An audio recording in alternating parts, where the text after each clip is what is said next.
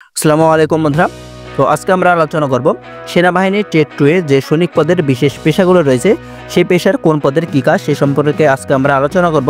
তো সম্পূর্ণ ভিডিওটি দেখবেন, কেটে কেটে দেখলে কিন্তু আপনারা বুঝতে পারবেন না যে সেনাবাহিনীর সৈনিক পদের টেট 2 এর যে বিশেষ পেশাগুলো রয়েছে সেই পেশাগুলোর কোন পদের কী কাজ। এর জন্য সম্পূর্ণ ভিডিওটি দেখার অনুরোধ রইল। ভিডিওটি শুরু করার আগে একটি রিকোয়েস্ট, যারা এখন আমাদের এই চ্যানেলটি সাবস্ক্রাইব করেনি অবশ্যই আমাদের এই চ্যানেলটি সাবস্ক্রাইব করে আমাদের সঙ্গে থাকবেন, এবং যারা বাংলাদেশ সেনাবাহিনীর সৈনিক পদে টেট 2 এ আবেদন করতে চান তারা আমাদের হোয়াটসঅ্যাপে যোগাযোগ করতে পারেন। ডিসক্রিপশন বক্সে হোয়াটসঅ্যাপ নাম্বার দেওয়া আছে, এবং আপনাদের বিভিন্ন চাকরির আপডেট তথ্য এবং বিভিন্ন সমস্যার সমাধান পেতে আমাদের হোয়াটসঅ্যাপ গ্রুপ খোলা হয়েছে, সেই হোয়াটসঅ্যাপ গ্রুপে আপনারা যুক্ত হয়ে যেতে পারেন। আমাদের ডিসক্রিপশন বক্সে হোয়াটসঅ্যাপ গ্রুপের লিঙ্কটি দেওয়া আছে। তো চলুন আমরা জেনে নিই আপনাদের কোন পেশার কী কাজ। তো এখানে আপনাদের প্রথমে জানতে হবে যে কুক কি। তো কুক বলতে আপনাদের যে রান্নাবান্না করে, অর্থাৎ কুক মানে বাবুর্চি, অর্থাৎ যে রান্নাবান্না করে তাকে কুক বা বাবুর্চি বলে। এখানে 3 ধরনের কুক রয়েছে, অর্থাৎ cook unit, cook mess, cook হাসপাতাল। তো কুক ইউনিট, যারা কুক ইউনিট পদের সদস্য রয়েছেন তাদের কাজ মূলত সেনাবাহিনীর বিভিন্ন ইউনিট থাকে, সেই ইউনিটগুলোতে রান্নাবান্না করাই মূলত তাদের কাজ। এবং কুক মেস, তো কুক মেস সদস্যরা মূলত সেনাবাহিনীর অফিসার মেস এবং সৈনিক মেস আছে সেই মেসগুলোতে রান্নাবান্না করে থাকে কুক মেসের সদস্যরা। এবং কুক হাসপাতাল, তো কুক হাসপাতাল বলতে আপনাদের কুক হাসপাতালের কুক সদস্যরা মূলত সিএমএইচ এ রান্না করে। সিএমএইচ বলতে সেনাবাহিনী দ্বারা পরিচালিত যে হাসপাতালগুলো রয়েছে সেই হাসপাতালগুলোকে বোঝায়, অর্থাৎ সেনাবাহিনী পরিচালিত যে হাসপাতাল আছে সেই হাসপাতালগুলোতে রান্নাবান্নার কাজ করে থাকে এই কুক হাসপাতালের সদস্যরা। তো কুক পদের মূলত কাজ হচ্ছে রান্নাবান্না করাই মূলত কুক পদের কাজ। এবং পরবর্তী যে পদের সেটি হচ্ছে যে ব্যান্ডসম্যান। তো ব্যান্ডসম্যানের মূলত কাজ হচ্ছে যে বাদ্যযন্ত্র বাজানো।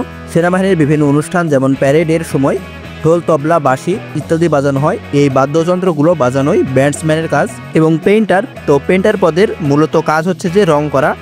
এরা রং মিস্ত্রি হিসেবে কাজ করে, যেমন সেনাবাহিনীর বিভিন্ন বিল্ডিংয়ের রং করা, বিভিন্ন জায়গায় রং করতে হয়, এই রং করাই মূলত পেইন্টার পদের কাজ। পেইন্টার অ্যান্ড ডেকোরেটর পদের মূলত কাজ হচ্ছে যে পেইন্টার অ্যান্ড ডেকোরেটর পদের সদস্যরা মূলত রঙের কাজ করে থাকে এবং ডেকোরেশনের কাজ করে থাকে।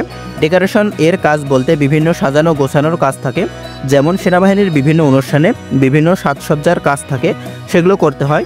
এর পাশাপাশি সেই জায়গাগুলোতে রঙের কাজ থাকলে সেগুলো করতে হয়। পেইন্টার অ্যান্ড ডেকোরেটর পদের সদস্যরা মূলত এই কাজগুলো করে থাকে।